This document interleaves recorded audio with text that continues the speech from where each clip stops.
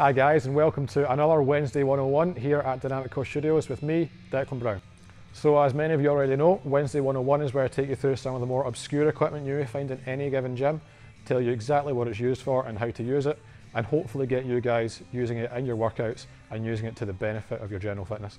So what I have for you guys today is this. This is a Scaffold Bar, sometimes known for quite obvious reasons as a fat bar. So clearly the first and most striking thing we notice about this bar is the thickness of it, its diameter.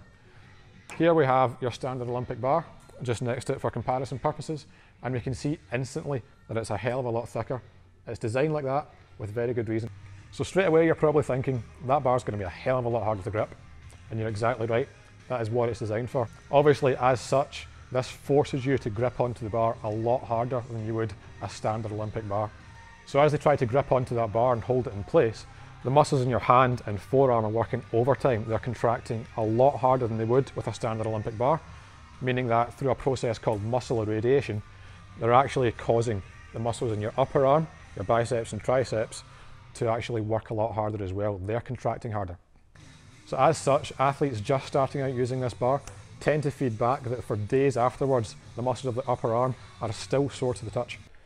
So circling back a little bit onto the grip strength in your forearm and hands, I want to talk about something called neural inhibition. So neural inhibition is a kind of defense mechanism employed by your body to minimize injury if there's any kind of imbalance.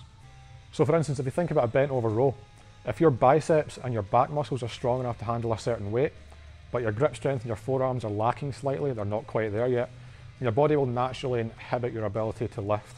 So your back and biceps may be able to go up a little bit in weight, but your body will naturally inhibit you from doing so if it feels that your forearms aren't quite there, just to stop any kind of injury to those muscles in the arms. So by improving your grip strength through the use of something like a scaffold bar, you may find that you bust through that plateau and move up to that higher weight. I really find when using the scaffold bar as well that the concentration needed to actually grip onto this bar and hold onto it through the motion improves the mind-muscle connection through any movement. Mind-muscle connection is something you'll hear us talk about a lot at DCS. And it really is just thinking about the muscles we're using during any given exercise and making sure that we're fully contracting them and fully using them. So ensuring that they're fully contracted is obviously going to work them harder and make sure we're getting the full benefit out of any workout. So I'm not really going to take you through or specify any exercises to use the scaffold bar on. Essentially all I'll say is you can pretty much sub this into any push or pull motion that you would use an Olympic bar for. So deadlifts, bench press, bent over row, literally anything you would use a barbell for, you can sub in the scaffold bar.